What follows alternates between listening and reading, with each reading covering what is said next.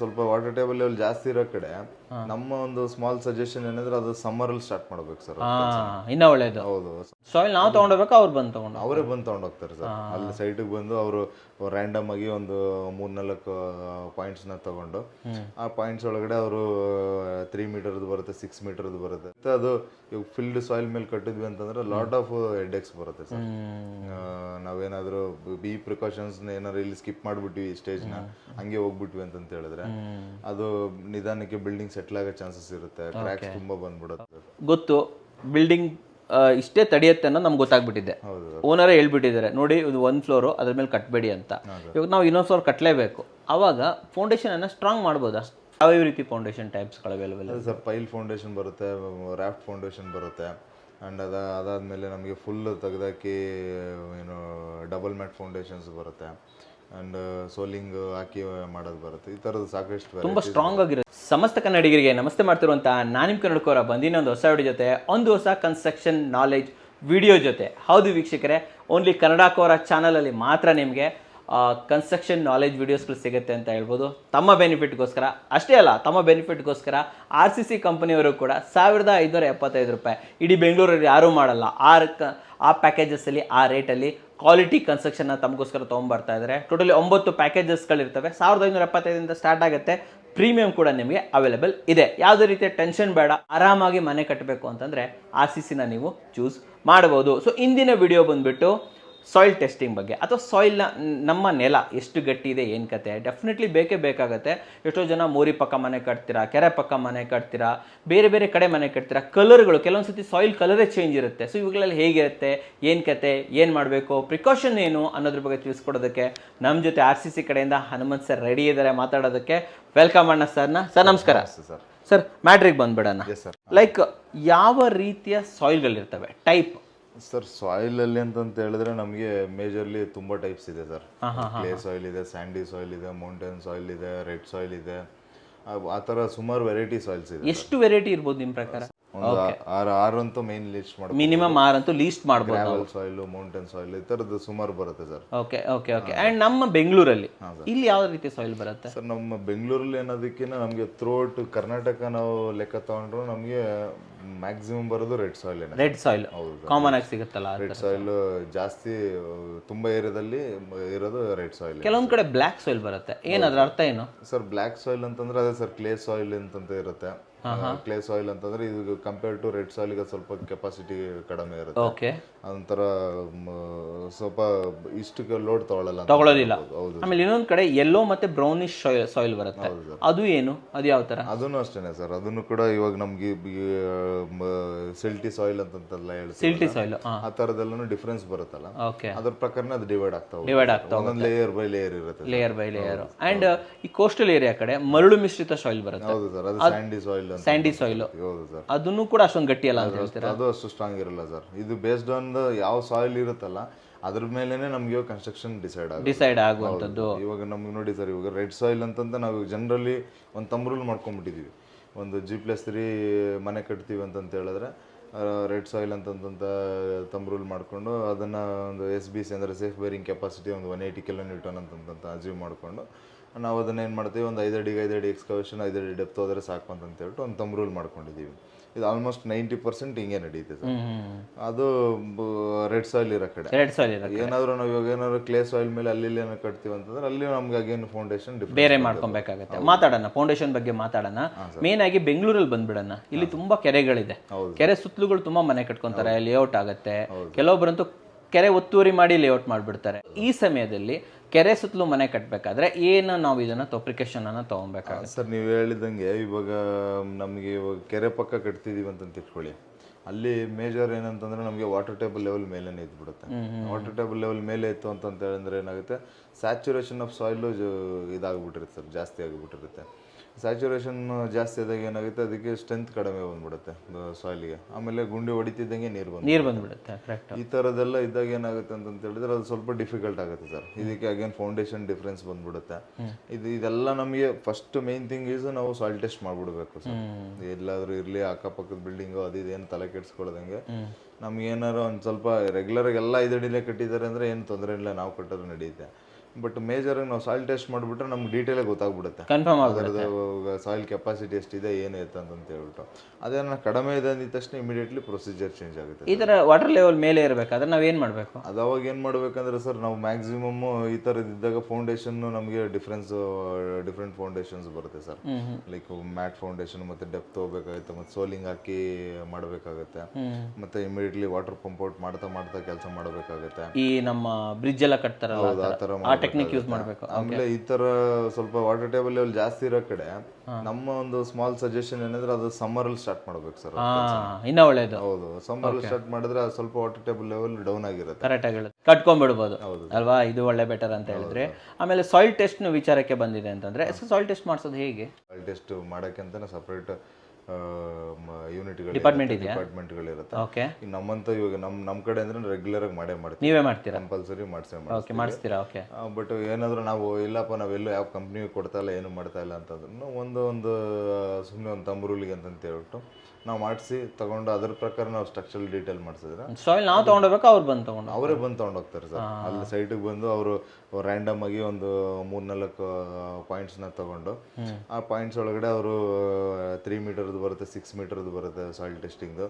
ಆ 3 ಮೀಟರ್ ಲೆವೆಲ್ಗೆ ಸ್ಯಾಂಪಲ್ ತೊಗೊಂಡ್ರೆ ಸಾಕು ಸರ್. 3 ಮೀಟರ್ ಸಾಕಲ್ವಾ? 10 ಅಡಿ ಮೇಲೆ ಹೋಗ್ಬಿಟ್ಟು ಅದರದ್ದು ಸ್ಯಾಂಪಲ್ ತೊಗೊಂಡೋಗಿ ಲ್ಯಾಬ್ ಟೆಸ್ಟ್ ಮಾಡಿಬಿಟ್ಟು ಅದೇ ಕೆಪಾಸಿಟಿ ಎಷ್ಟಿದೆ ಅಂತ ಹೇಳ್ಬಿಟ್ಟು ಡೀಟೇಲ್ ಬಂದ್ಬಿಡುತ್ತೆ ಸರ್. ಯಾವ ಲೇಯರಿಂದ ಯಾವ ಸಾಯಿಲ್ ಕಲರ್ ಕೂಡ ಕೊಟ್ಬಿಡ್ತಿರ್ತಾರೆ. ನೀವು ಎಲ್ಲಾ ಪ್ರಾಜೆಕ್ಟಲ್ಲೂ ಸಾಯಿಲ್ ಟೆಸ್ಟ್ ಮಾಡಿಸ್ತೀರಾ? ಅಂದ್ರೆ 90% ಮಾಡೇ 90% ಮಾಡ್ತೀರಾ? ಯಾಕಂದ್ರೆ ಫಾರ್ ಎಕ್ಸಾಂಪಲ್ ನಮ್ದೊಂದು ಸ್ಟಾರ್ಟಿಂಗ್ 1-2-3 ಪ್ಯಾಕೇಜಲ್ಲಿ ಇರಲ್ಲ ಇದು, ಅದೆಲ್ಲ ಎಕ್ಸ್ಟ್ರಾ ಪೇ ಮಾಡಬೇಕಾಗುತ್ತೆ. Depends on package. ಹೌದು ಸರ್, ಸ್ವಲ್ಪ ಹೈಯರ್ ಪ್ಯಾಕೇಜಸ್ ಎಲ್ಲ ಇನ್ಕ್ಲೂಡ್ ಇರುತ್ತೆ. ಓಕೆ. ಬಟ್ ಅದರಲ್ಲಿ ಇಲ್ಲ ಅಂತಂದ್ರೆ ನಾವು ಓನರ್ ರಿಕ್ವೆಸ್ಟ್ ಮಾಡಿ ಇಲ್ಲ ಸರ್ ಇದು ಮಾಡಿಸ್ಲೇಬೇಕು ಅಂತ ಹೇಳಿ. ಇನ್ನೊಂದು ಸರ್, ಇವಾಗ ಒಂದೊಂದು ಲೇಔಟ್ ಅಲ್ಲಿ ಏನಾಗುತ್ತೆ ಅಂದ್ರೆ ಒಂದು 10 ಮನೆ ಇರುತ್ತೆ, 15 ಮನೆ ಇರುತ್ತೆ, ಅಲ್ಲಿ ಎಲ್ಲರೂ ಒಂದು ಲೈಕ್ ಒಂದು 5 ಫೀಟ್ ಡೆಪ್ತ್ ಹಾಕೊಂಡಿರ್ತಾರೆ. ಅವಾಗ ನಾವು ಹೋಗ್ಬೋದಾ? ಸೇಮ್ ಇದಕ್ಕೆ ಹೋಗ್ಬೋದಾ? ಅಂದ್ರೆ ಹೋಗ್ಬೋದು, ಬಟ್ ನಾವು ಈಗ ₹1,00,000 ಇನ್ವೆಸ್ಟ್ಮೆಂಟ್ ಮಾಡ್ತಾ ಇರ್ತೀವಿ, ನಾವ್ ಯಾಕೆ ಚಾನ್ಸ್ ತಗೋಬೇಕು? ಅಟ್ಲೀಸ್ಟ್ ಒಂದು ಸಾಯಿಲ್ ಟೆಸ್ಟ್ ಮಾಡೋದು ಒಳ್ಳೆಯದು. ಒಂದು 10-15 ಸಾವಿರ ಖರ್ಚಾಗುತ್ತೆ ಸಾಯಿಲ್ ಟೆಸ್ಟ್ ಮಾಡಿಸ್ಕೊಂಡ್ಬಿಟ್ಟು ಅದ್ರ ಪ್ರಕಾರ ಡೀಟೇಲ್ ಬಂದ್ಬಿಟ್ರೆ 15,000 ಖರ್ಚಾಗುತ್ತೆ ಅಷ್ಟಾಗುತ್ತೆ. ಹೌದು, ಅಷ್ಟೊಳಗಡೆ ಮುಗ್ದೋಗ್ಬಿಡುತ್ತೆ. ಇಲ್ಲ ಹಂಗೂ ಮಾಡಿಲ್ಲ ಅಂತಂತಾನೆ ಇಟ್ಕೊಳ್ಳಿ, ನಾವು ಯಾರೋ ಸಜೆಸ್ಟ್ ಮಾಡ್ಲಿಲ್ಲ ಅಂತಂತಂದ್ರು ಯಾರು ನಾವು ಕೆಲಸ ಮಾಡೋರಿಗೆ ಹೇಳ್ತೀನಿ ಸರ್, ಇಲ್ಲ ನಾವು ಇಂಜಿನಿಯರ್ಸೇ ಮಾಡಲಿಲ್ಲ, ಮೇಸ್ತ್ರಿನೇ ಮಾಡಲಿ, ಯಾರಾದರೂ ಮಾಡಲಿ, ಈ ಎಕ್ಸ್ಕವೇಷನ್ ಮಾಡ್ತಾ ಇದೀವಿ ಅಂತಂದ್ರೆ ಗೊತ್ತಾಗ್ಬಿಡುತ್ತೆ. JCB ಅವನ ಆಪರೇಟರ್ಗೆ ಗೊತ್ತಾಗುತ್ತೆ ಹಾರ್ಡ್ ಸ್ಟಾರ್ಟ್ ಬಂದಿದ್ಯಾ ಇಲ್ವಾ, ಗಟ್ಟಿ ಮಣ್ಣು ಇದೆಯಾ ಇಲ್ವಾ, JCB ಅಗಿಯೋದ್ರಲ್ಲೇ ಗೊತ್ತಾಗುತ್ತೆ, ಅವನಿಗೆ ಗೊತ್ತಾಗುತ್ತೆ. ಆಮೇಲೆ ನಾವು ನಿಂತ್ಕೊಂಡು ನೋಡೋರ್ಗೂ ಗೊತ್ತಾಗುತ್ತೆ JCB ಏನು ಒದಾಡ್ತಾ ಇಲ್ಲ, ಅದು ಈಸಿಯಾಗಿ ಆಗ್ತಾವನೆ ಅಂದ್ರೆ ಇದು ಫ್ರೀ ಮಣ್ಣಿದೆ, ನಾವು ಪ್ರಿಕಾಷನ್ಸ್ ತಗೋಬೇಕು ಅಂತ. ಇಲ್ಲ ಅವನೇನಾದ್ರು ಸ್ವಲ್ಪ ಒದ್ದಾಡ್ಕೊಂಡು ಎತ್ತಿ ಮಷಿನ್ಸ್ ಹೊಡಿತಾ ಇದೆ, ಗಟ್ಟಿ ಅಂತ ಹೊಡಿತಾ ಗಟ್ಟಿ ಮಣ್ಣು ಬಂದಿದೆ ಅಂತ ಲೆಕ್ಕ ಸರ್. ಆ ತರ ಬಂದಿಲ್ಲ ಅಂತಂದ್ರೆ ಇಮಿಡಿಯೇಟ್ಲಿ ಆಮೇಲೆ 5 ಅಡಿ ಅನ್ಕೊಂಡಿರ್ತೀವಿ ಅಂತ ಇಟ್ಕೊಳ್ಳಿ, 1 ಅಡಿ ಎಕ್ಸ್ಟ್ರಾ ತೆಗೆದು 1 ಅಡಿ 1.5 ಅಡಿ ತೆಗೆದು ನೋಡ್ಬೇಕು. ಅಲ್ಲೂ ಬರಲೇ ಇಲ್ಲ ಅಂತಂದ್ರೆ ನಾವು ಮೊಲಾಜ್ ಹೇಳ್ದಂಗೆ ನಾವು ಸಾಯಿಲ್ ಟೆಸ್ಟ್ ಮಾಡಿಸ್ಲೇಬೇಕು. ನಾನಂತೂ ಹೇಳೋದು ಸಾಯಿಲ್ ಟೆಸ್ಟ್ ಮಾಡಿಸ್ಬೇಕು, ಖಂಡಿತವಾಗ್ಲೂ ಮಾಡಿಸಿ. 15,000 ಖರ್ಚಾಗುತ್ತೆ, ದಯವಿಟ್ಟು ಇದು ಮಾಡಬೇಡಿ ಸರ್. ಇನ್ನೊಂದು ಲೇಔಟ್ ಫಾರ್ಮ್ ಮಾಡ್ತಾರೆ ಗೊತ್ತಾ, ಅಲ್ಲಿ ಸಾಯಿಲ್ ಫಿಲ್ ಮಾಡ್ತಾರೆ. ಹೆಚ್ಚಿನ ಜನರಿಗೆ ಗೊತ್ತಿರೋದಿಲ್ಲ, ಬಟ್ ಸಾಯಿಲ್ ಫಿಲ್ ಮಾಡೇ ಮಾಡ್ತಾರೆ ವೀಕ್ಷಕರೇ. ಲೆವೆಲ್ ಮಾಡೋದಕ್ಕೆ ಹಿಂಗಿರುತ್ತೆ, ಲೆವೆಲ್ ಮಾಡೋದಕ್ಕೆ ಅದಕ್ಕೆಲ್ಲ ಮಾಡ್ತಾರೆ. ಸೊ ಸಾಯಿಲ್ ಫಿಲ್ ಮಾಡಿರುವಂತಹ ಸಾಯಿಲ್ ಅನ್ನ ಎಷ್ಟು ನಂಬ್ಬೋದು ನಾವು? ಅದೇ ಸರ್, ಇವಾಗ ನೋಡಿ, ಇವಾಗ ನಾವು ತಮ್ರೂಲಲ್ಲಿ ಮಾಡ್ತೀವಿ ಅಂತಂದ್ರೆ ಇವಾಗ ನಾವು 5 ಅಡಿ ಎಕ್ಸ್ಕವೇಷನ್ ಅಂತ ಅನ್ಕೊಂಡಿರ್ತೀವಿ, ಕರೆಕ್ಟ್ ಅಲ್ವಾ ಸರ್? ಇವಾಗ ಅವರು ಲೇಔಟ್ ಮಾಡೋರು 2 ಅಡಿ ತುಂಬೋರು, 3 ಅಡಿ ತುಂಬೋರು ನಮ್ಗೆ ಗೊತ್ತಾಗಲ್ಲ. 5 ಅಡಿನೇ ತುಂಬೋರು ಅಂತ ಗೊತ್ತಾಗಲ್ಲ. ಫಾರ್ ಎಕ್ಸಾಂಪಲ್ 2 ಅಡಿ ತುಂಬಿದಾರೆ, 2 ಅಡಿ ತುಂಬಿದಾರೆ ಅನ್ಕೊಳ್ಳೋಣ. ನಾವೇನ್ ಮಾಡ್ತೀವಿ, ಎಕ್ಸ್ಕವೇಷನ್ ಹೋದಾಗ ನಮ್ಗೇನು ನಾಲೆಡ್ಜ್ ಇಲ್ಲ ಅಂತಂದ್ರೆ ಅದೇನಾಗುತ್ತೆ, ನಾವು 5 ಅಡಿ ಹೋಗಿದ ತಕ್ಷಣನೇ ಏನೋ 5 ಅಡಿ ಎಕ್ಸ್ಕವೇಷನ್ ಹೇಳಿದ್ವಲ್ಲಪ್ಪ ಕರೆಕ್ಟಾಗಿದೆ ಅಂತ ಹೇಳ್ಬಿಟ್ಟು ಮಾಡಿಬಿಡ್ತೀವಿ. ಬಟ್ ಅಲ್ಲಿ ನಾವು ನ್ಯಾಚುರಲ್ ಸಾಯಿಲಿಂದ ನಾವು ಬರೀ 3 ಅಡಿ ಹೋಗಿರ್ತೀವಿ. ಓಕೆ. ಅವಾಗ ನಮಗೆ ತಲೆನೋವು ಬಂದ್ಬಿಡುತ್ತೆ. ಅದು ಗೊತ್ತಾಗುತ್ತಾ ನಮಗೆ ಫಿಲ್ ಮಾಡಿರೋದು? ಹೌದು ಸರ್, ಫಿಲ್ ಮಾಡಿರೋದು JCB ತೆಗಿಬೇಕಾದ್ರೆ ಗೊತ್ತಾಗುತ್ತಲ್ಲ ಸರ್, ಫ್ರೀಯಾಗಿ ಕಿತ್ಕೊಂಡ್ ಬಂದ್ಬಿಡುತ್ತೆ ಸರ್. ಅದು ಲೇಯರ್ ಏನಾದ್ರು ಬಂದಿರುತ್ತೆ? ಲೇಯರ್ ಎಲ್ಲ ಬಂದಿರಲ್ಲ ಸರ್, ಯಾಕಂದ್ರೆ ಲೇಯರ್ ಬರಬೇಕು ಅಂತಂದ್ರೆ ಚೆನ್ನಾಗಿ ಅದು ಸೆಟ್ ಆಗಬೇಕು. ಅವ್ರು ಇವಾಗ ಲೇಔಟ್ ಮಾಡೋರು ಎಲ್ಲಿ ಸರ್, ಇವಾಗ ನಾವೇ ತೊಗೊಳ್ಳಿ ಸೈಟ್ ಇವತ್ತು ಈ ವರ್ಷ ತೊಗೊಂಡ್ವಿ ಅಂದ್ರೆ ಮುಂದಿನ ವರ್ಷ ಕನ್ಸ್ಟ್ರಕ್ಷನ್ ಮಾಡ್ಬಿಡ್ತೀವಿ. ಕರೆಕ್ಟ್ ಆಗಿ ಲೇಔಟ್ ಅವ್ರು ಇವಾಗ ಜಮೀನ್ ತೊಗೊಂಡ್ರೆ 6 ತಿಂಗಳಲ್ಲಿ ಲೇಔಟ್ ಸೇಲ್ ಮಾಡ್ಬಿಡ್ತಿರ್ತಾರೆ, ಹಂಗಾಗಿ ಜಾಸ್ತಿ ವರ್ಷ ಎಲ್ಲೂ ಇರಲ್ಲ. ಆಮೇಲೆ ಇವರು ಹಂಗೆ ನ್ಯಾಚುರಲ್ ಆಗಿ ಬಿಟ್ಟು ಮಾಡ್ಬೇಕಂದ್ರೆ ಅವ್ರಿಗೂ ಕಷ್ಟನೇ, ಯಾಕಂದ್ರೆ ಡೌನ್ ಅಪ್ ಇದೆ ಅಂದ್ರೆ ಯಾರು ತಗೋಬೇಕಪ್ಪ ಇದನ್ನ ಅಂತ ಅನ್ಕೊಂತಾರೆ. ಅವರು ನೀಟಾಗಿ ಕಾಣಲಿ ಅಂತಂತ ಕಟಿಂಗ್ ಮಾಡೇ ಮಾಡ್ತಾರೆ, ಲೆವೆಲ್ ಮಾಡಿ ಸೆಲ್ ಮಾಡ್ಬಿಡ್ತಾರೆ. ಬಟ್ ನಾವು ಅದಕ್ಕೇನೆ ಇವಾಗ ನಮಗೆ ಇವಾಗ ಯಾವುದೇ ಕನ್ಸ್ಟ್ರಕ್ಷನ್ ಕಂಪ್ನಿ ಕೊಟ್ರು ಅವ್ರು ಗೈಡ್ ಮಾಡಬೇಕು ಜನಗಳಿಗೆ. ಇವಾಗ 2 ಅಡಿ ಫಿಲ್ಡ್ ಸಾಯಿಲ್ ಇದೆ, 3 ಅಡಿ ನ್ಯಾಚುರಲ್ ಸಾಯಿಲ್ಗೆ ಹೋಗಿದ್ದೀವಿ. ನಮ್ದು ಇವಾಗ 5 ಅಡಿ ಮುಗಿದೋಯ್ತು ಅಂತಂದ್ರೂ ಪರವಾಗಿಲ್ಲ, ಇನ್ನೊಂದು 2 ಅಡಿ ಎಕ್ಸ್ಟ್ರಾ ಅದಕ್ಕೆ ಏನು ಕಾಸ್ಟ್ ಆಗುತ್ತೆ ಅದನ್ನು ಡಿಸ್ಕಷನ್ ಮಾಡಿ ಅದನ್ನು ನಾವು ಮಾಡಲೇಬೇಕು ಸರ್. ಇಲ್ಲಾಂದ್ರೆ ನಾವಿರುತ್ತೆ ಅದು ಇವಾಗ ಫಿಲ್ಡ್ ಸಾಯಿಲ್ ಮೇಲೆ ಕಟ್ಟಿದ್ವಿ ಅಂತಂದ್ರೆ ಲಾಟ್ ಆಫ್ ಹೆಡ್ಎಕ್ಸ್ ಬರುತ್ತೆ ಸರ್. ನಾವೇನಾದ್ರೂ ಈ ಪ್ರಿಕಾಷನ್ಸ್ ಏನಾದ್ರು ಇಲ್ಲಿ ಸ್ಕಿಪ್ ಮಾಡ್ಬಿಟ್ವಿ ಸ್ಟೇಜ್ನ, ಹಂಗೆ ಹೋಗ್ಬಿಟ್ವಿ ಅಂತ ಹೇಳಿದ್ರೆ ಅದು ನಿಧಾನಕ್ಕೆ ಬಿಲ್ಡಿಂಗ್ ಸೆಟ್ಲ್ ಆಗೋ ಚಾನ್ಸಸ್ ಇರುತ್ತೆ, ಕ್ರ್ಯಾಕ್ಸ್ ತುಂಬಾ ಬಂದ್ಬಿಡುತ್ತೆ, ಆಮೇಲೆ ಲೈಫ್ ಸ್ಪ್ಯಾನ್ ಡೌನ್ ಆಗುತ್ತೆ. ಹಂಗಾಗಿ ಈ ಸ್ಟೇಜ್ನ ನಾವು ಹುಷಾರಾಗಿ ನೋಡ್ತೀವಿ. ಯೂಶುವಲಿ ಒಂದು ಬಿಲ್ಡಿಂಗ್ ಎಷ್ಟು ದಿನದಲ್ಲಿ ಸೆಟ್ ಆಗುತ್ತೆ ಸರ್, ಲೈಕ್ ಸೆಟಲ್ಮೆಂಟ್ ಆಗುತ್ತೆ ಕೆಳಗಡೆ? ಸೆಟಲ್ಮೆಂಟ್ ಅಂತಂದ್ರೆ ಅದು ಕ್ರಮೇಣ ಆಗುತ್ತೆ ಸರ್, ಒಂದೇ ಟೈಮ್ ಆಗುತ್ತೆ ಅಂತ ವರ್ಷಾನುಗಟ್ಟಲೆ ಟೈಮ್ ತಗೊಳ್ಳುತ್ತೆ, ಸ್ಲೋಲಿ ಸೆಟ್ಲ್ ಆಗ್ತಾ ಹೋಗುತ್ತೆ. ತುಂಬಾ ಜಾಸ್ತಿನ ಏರ್ ವೈಡ್ಸ್ ಎಲ್ಲ ಇತ್ತು, ಫಿಲ್ಡ್ ಅಪ್ ಸಾಯಿಲ್ ಇತ್ತು ಅಂತಂದ್ರೆ ಬೇಗನೆ ಸೆಟ್ಲ್ ಆಗ್ಬಿಡುತ್ತೆ. ಅದೇನೋ ಒಂದು ಅರ್ಧ ಅಡಿ ಸೆಟ್ಲ್ ಆಗೋದ್ರೆ ಮುದೈತಲ್ಲ ಸರ್, ಬಿಲ್ಡಿಂಗ್ ಏನ್ ಬಿದೋಗಲ್ಲ, ಬಟ್ ಸೆಟ್ಲ್ ಆಯ್ತು ಅಂತಂದ್ರೆ ಎಲ್ಲ ಟೈಲ್ಸ್ ಕ್ರ್ಯಾಕ್ ಹೊಡ್ಕೊಂಡ್ಬಿಡುತ್ತೆ, ಅಲ್ಲಿ ಇರಕ್ಕೆ ಭಯ ಆಗೋಗ್ಬಿಡುತ್ತೆ. ಹೌದು, ಕರೆಕ್ಟಾಗಿ ಹೇಳಿದ್ರೆ. Okay fine sir. ಇವಾಗ ನೆಕ್ಸ್ಟ್ ಬರುವಂಥದ್ದು, ನೀವು ಆಲ್ರೆಡಿ ನಾನು ಹೇಳಿದೆ ವಾಟರ್ ಇದು ಮೇಲೆ ಇರುವಂಥದ್ದು, ಕೆಲವೊಂದು ಕಡೆ ಫ್ಲಡ್ ಆಗಿಬಿಡುತ್ತೆ, ನೀರು ಬರ್ಬಿಡುತ್ತೆ, ಮಳೆ ಬಂತು ಅಂದ್ರೆ ಸುತ್ತು ತುಂಬ್ಕೊಂಡ್ಬಿಡುತ್ತೆ. ಸೊ ಅಂಥವ್ರು ಎಷ್ಟು ಪ್ರಿಕಾಷನ್ಸ್ ಅನ್ನ ತಗೊಂಡ್ಬೇಕು?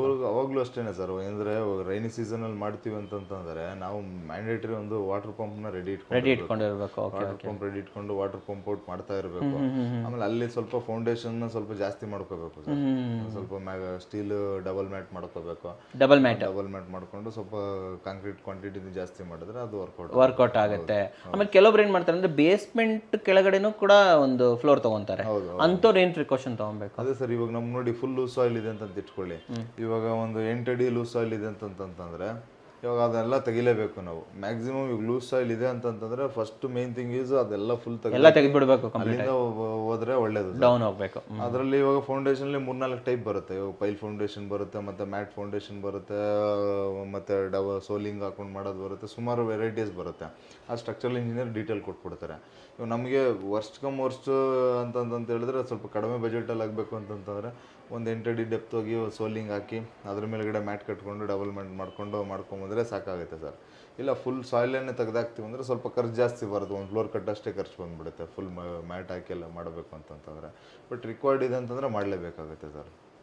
ಆ ಟೈಮಲ್ಲೂ ಅಷ್ಟೇ ಸಾಕಷ್ಟು ಪ್ರಿಕಾಷನ್ಸ್ ತೊಗೊಂಡು ಸೆಲ್ಲರ್ ಹೊಡಿತೀವಿ ಅಂತಂದ್ರೆ ನೋಡ್ಕೊಂಡು ರಿಟೆನ್ಷನ್ ವಾಲ್ ಎಲ್ಲ ರಿಟರ್ನಿಂಗ್ ವಾಲ್ ಮಾಡಬೇಕಾಗುತ್ತೆ. ಸರ್ ಫೌಂಡೇಶನ್ ಬಗ್ಗೆ ಹೇಳಿದ್ರಿ, ಟೈಪ್ಸ್ ಬರುತ್ತೆ ಅಂದರೆ ಯಾವ ರೀತಿ ಫೌಂಡೇಶನ್ ಟೈಪ್ಸ್ಗಳು ಅವೈಲೇಬಲ್? ಸರ್ ಪೈಲ್ ಫೌಂಡೇಶನ್ ಬರುತ್ತೆ, ರಾಫ್ಟ್ ಫೌಂಡೇಶನ್ ಬರುತ್ತೆ, ಆ್ಯಂಡ್ ಅದಾದಮೇಲೆ ನಮಗೆ ಫುಲ್ ತೆಗೆದಾಕಿ ಏನು ಡಬಲ್ ಮ್ಯಾಟ್ ಫೌಂಡೇಶನ್ಸ್ ಬರುತ್ತೆ, ಆ್ಯಂಡ್ ಸೋಲಿಂಗ್ ಹಾಕಿ ಮಾಡೋದು ಬರುತ್ತೆ. ಈ ಥರದ್ದು ಸಾಕಷ್ಟು ತುಂಬ ಸ್ಟ್ರಾಂಗ್ ಆಗಿರೋದು ಯಾವ್ದು ಇದರಲ್ಲಿ? ಅಂದರೆ ಫುಲ್ ಏರಿಯಾ ತೆಗೆದಾಕಿ ಮಾಡೋದು ಸರ್, ಫುಲ್ ಏರಿಯಾ ತೆಗೆದಾಕಿ ಕೆಳಗಡೆ ಫುಲ್ ಮ್ಯಾಟ್ ಕಟ್ಟಿ ಅಲ್ಲೂ ಫುಲ್ ಕಾಂಕ್ರೀಟಿಂಗ್ ಮಾಡಿ ಅಲ್ಲಿಂದನೇ ನಾವು ತಗೊಳ್ಳೋದು. ತುಂಬ ಸ್ಟ್ರಾಂಗ್ ಬರುತ್ತೆ, ಖರ್ಚು ಜಾಸ್ತಿ ಆಗ್ಬೋದು ಇದಕ್ಕೆ. ಅದೇ ಒಂದು ಫ್ಲೋರ್ ಅಷ್ಟು ಖರ್ಚು ಬಂದು ಒಂದು ಫ್ಲೋರ್ ಅಷ್ಟು ಬಂದ್ಬಿಡುತ್ತೆ ಇದು. ಯೂಶಲಿ ಬಿಲ್ಡಿಂಗ್ ಅಲ್ಲಿ ಖರ್ಚು ಬರೋದೇ ಫೌಂಡೇಶನ್.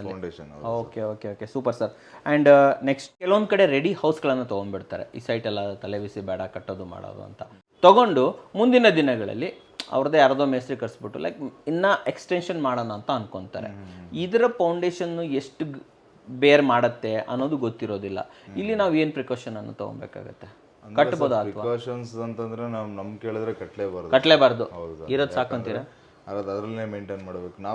ನಾವು ಹೆಂಗೆ ಸ್ವಲ್ಪ ಎಲ್ಲಿ ಮಿಸ್ಗೈಡ್ ಹೆಂಗೆ ಆಗ್ತೀವಿ ಅಂತಂತ ಹೇಳಿದ್ರೆ, ಇವಾಗ ಒಂದು ಸೈಟಿಗೆ ಒಂದು 30 ಲಕ್ಷ ಇರುತ್ತೆ, ಇವಾಗ ಒಂದು 2-3 ವರ್ಷ ಆಯ್ತು ಕಟ್ಟಿ ಅಂತಂತೇಳ್ಬಿಟ್ಟು ಮನೆಯೇ ಇದೆ ಬಿಡುಗರು ತೊಗೊಂಬಿಡೋಣ ಒಂದೇ ಸತಿ ಅಂತಂತೇಳ್ಬಿಟ್ಟು ತೊಗೊಂಡ್ವಿ ಅಂತ ಹೇಳಿದ್ರೆ ಅವರು ಫೌಂಡೇಶನ್ ಒಂದೇ ಫ್ಲೋರ್ಗೆ ಹಾಕಿರ್ತಾರೆ. ಅವಾಗ ನಾವು ತೊಗೊಂಡ್ಬಿಡ್ತೀವಿ, ತೊಗೊಂಡು ಒಂದು ಸ್ವಲ್ಪ ದಿನ ಒಂದು 5-6 ವರ್ಷ ಇರ್ತೀವಿ. ಆಮೇಲೆ ಸ್ವಲ್ಪ ಇದ್ರದ್ದೆಲ್ಲ ಸಾಲ ಅದೆಲ್ಲ ತೀರಿದಾದ್ಮೇಲೆ ಮಾಡ್ತೀವಿ, ಮನೆ ಇದೆಲ್ಲ ಮೇಲ್ಗಡೆ ಒಂದೇನೋ ಡೂಪ್ಲೆಕ್ಸ್ ಕಟ್ಟೋಣ ಅದು ಅಂತಂತ ಯೋಚನೆ ಮಾಡ್ತೀವಿ. ಬಟ್ ಏನಂದ್ರೆ ಪ್ರಾಪರ್ ಗೈಡೆನ್ಸ್ ಇಲ್ಲ, ನಾವು ಹಂಗೆ ಕಟ್ಬಿಟ್ವಿ, ಏನು ಪ್ರಿಕಾಷನ್ಸೇ ತೊಗೊಂಡಿಲ್ಲ, ಅದನ್ನು ಟೆಸ್ಟ್ ಕೂಡ ಮಾಡಿಲ್ಲ ಅಂತಂತಂದರೆ automatically building life span 50% down ಆಗುತ್ತೆ.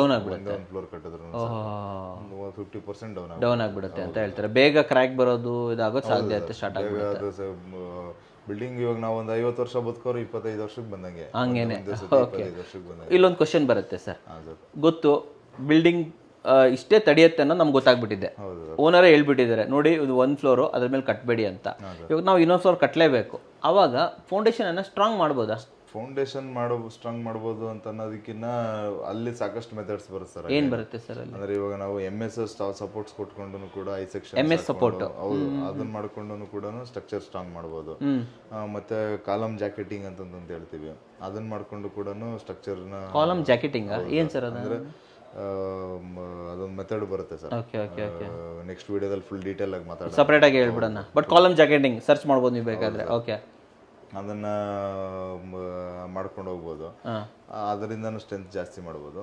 ಬಟ್ ಮ್ಯಾಕ್ಸಿಮಮ್ ಅಂತಂತಂದ್ರೆ ನಮಗೆ ಇವಾಗ ಪಿಲ್ಲರ್ ಇಲ್ದೇ ಇರೋ ಮನೆಗಳಿತ್ತು ಅಂತ ಇಟ್ಕೊಳ್ಳಿ, ಇವಾಗ ಕಾಂಪೌಂಡ್ಗಳಲ್ಲಿ ಆಚೆಗಡೆ ಪಿಲ್ಲರ್ ಹಾಕೊಂಡು ಮಧ್ಯದಲ್ಲಿ ಎಲ್ಲಾನ ಬೇಕಾದ್ರೆ ಎಲ್ಲಾನ ಆಕ್ಸಿಸ್ ಆಗೋ ಕಡೆ ಏನೋ ಪಿಲ್ಲರ್ ಆಗೋ ಕಡೆ ಹಾಕೋ ಚಾನ್ಸಸ್ ಇದೆ, ಅಲ್ಲಿ ಪಿಲ್ಲರ್ ಹಾಕೊಂಡು ನಾವು ಪ್ರಿಕಾಷನ್ಸ್ ತಗೊಂಡು ಸೆಟ್ ಬ್ಯಾಕ್ ಏರಿಯಾದಲ್ಲಿ ಪಿಲ್ಲರ್ ಹಾಕೊಂಡು ಸಪರೇಟ್ ಪಿಲ್ಲರ್ ಎಬ್ಸ್ಬಿಡೋದು ಅಂತೀರಾ ನೀವು? ಎಬ್ಸ್ಬಿಟ್ಟು ಮೇಲ್ಗಡೆ ಸಪೋರ್ಟ್ ತೊಗೊಂಡ್ಬಿಡೋದು, ಗ್ರೌಂಡ್ಗೆ ಯಾವುದೇ ರೀತಿ ಕಾಂಟ್ಯಾಕ್ಟೇ ಇರೋದಿಲ್ಲ ಅವಾಗ. ಗ್ರೌಂಡ್ಗೆ ಅಂದ್ರೆ ಸ್ವಲ್ಪ ಅದು ಮೇಲ್ಗಡೆ ಗೋಡೆ ಕಟ್ಟೋದು ಡೆಡ್ ಲೋಡ್ ಮಾತ್ರ, ಅದೊಂದು ಮಾತ್ರ. ನೆಕ್ಸ್ಟ್ ಸ್ಲ್ಯಾಬ್ ಅದಿದೆಲ್ಲನೂ ಕಾಲಮ್ ಮೇಲ್ಗಡೆ ಕುತ್ಕೊಂಡ್ಬಿಡುತ್ತೆ ಅಷ್ಟೇ ಅಲ್ವಾ? ಈ ರೀತಿ ಮಾಡ್ಬೋದು. ಓಕೆ ಓಕೆ, ಸೊ ಮಾಡೋದ್ಬೋದು. ಬಟ್ ಏನಂದ್ರೆ ಹೊಸದ್ ಕಟ್ಟೋದು ಇನ್ನ ಈಸಿ ಸರ್, ತಲೆ ಬಿಸಿ ಮಾಡ್ಕೊಳ್ಳೋದಕ್ಕಿನ್ನ ಅದನ್ನ ಡೆಮೊಲಿಷನ್ ಮಾಡಿ ಹೊಸದ್ ಕಟ್ಟಿದ್ರೆ ತುಂಬಾ ಈಸಿ, ಇನ್ನೂ ಒಳ್ಳೇದು ಅಂತೀರಾ ನೀವು? ಇಲ್ಲ ನಮ್ಗೆ ಅದು ಹೊಡೆದಾಕಕ್ ಆಗದೇ ಇಲ್ಲ, ಅದರಲ್ಲಿ ಏನೋ ಒಂದು ಜಸ್ಟ್ ಒಂದ್ ಫ್ಲೋರ್ ಏನೋ ಕಟ್ತೀವಿ ಮೇಲೆ ಅಂತಂದ್ರೆ ಸಣ್ಣ ಪುಟ್ಟಿದ್ದಾರೆ ಕರೆಕ್ಷನ್, ಜಸ್ಟ್ 1 ಫ್ಲೋರ್ ಇದ್ರೆ ಕಟ್ಬೋದು, 1 ಫ್ಲೋರ್ 2 ಫ್ಲೋರ್ ಅಷ್ಟಕ್ಕೆ ಓದಾಡಬಹುದು. ಓಕೆ, ಮಲ್ಟಿ ಸ್ಟೋರಿ ಕಟ್ತೀರಾ ಅಂದ್ರೆ ಹೊಡೆದಾಕ್ಬಿಡೋದು ಮಾಡೋದು ಒಳ್ಳೇದು ಅಂತ ಹೇಳ್ತೀರಾ. ತುಂಬಾ ಚೆನ್ನಾಗಿ ಹೇಳಿದ್ರಿ, ಒಳ್ಳೊಳ್ಳೆ ವಿಚಾರಗಳನ್ನ ತಿಳ್ಕೊಟ್ರಿ. ತುಂಬಾ ಜನ ಆ್ಯಕ್ಚುಲಿ ಇದನ್ನೆಲ್ಲ ನೋಡ್ತೀರಾ, ಪ್ರತಿಯೊಬ್ಬರು ಕೂಡ ಸಾಯಿಲ್ ಟೆಸ್ಟ್ ಮಾಡೋದನ್ನ ಮರಿಬೇಡಿ. ಯಾವುದೇ ರೀತಿ ಮಣ್ಣಿರಲಿ, ಅಕ್ಕಪಕ್ಕದ ಮನೆಯವ್ರನ್ನ ನೋಡೋದಲ್ಲ.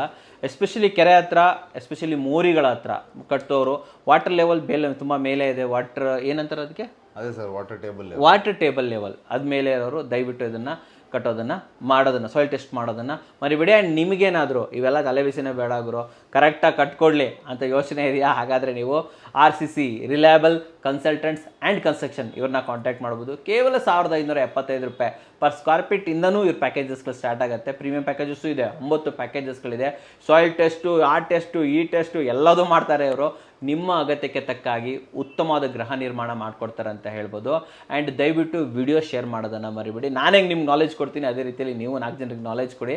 ವಿಡಿಯೋ ಶೇರ್ ಮಾಡಿದ್ರೆ ಎಲ್ಲದೂ ಆಗುತ್ತೆ ಅಂತ ಹೇಳ್ಬೋದು. ಆ್ಯಂಡ್ ವಿಡಿಯೋ ಇಷ್ಟ ಆದರೆ ಲೈಕ್ ಮಾಡಿ, ಇಷ್ಟ ಆಗಿಲ್ಲ ಅಂದರೆ ಡಿಸ್ಲೈಕ್ ಮಾಡಿ. ಏನೇ ಅದು ಸಬ್ಸ್ಕ್ರೈಬ್ ಅಂತೂ ಮಾಡಲೇಬೇಕು, ಯಾಕಂದರೆ ಕನ್ನಡಿಗರೇ ಕನ್ನಡಿಗರನ್ನ ಬೆಳೆಸಬೇಕು. ನಮಸ್ಕಾರ.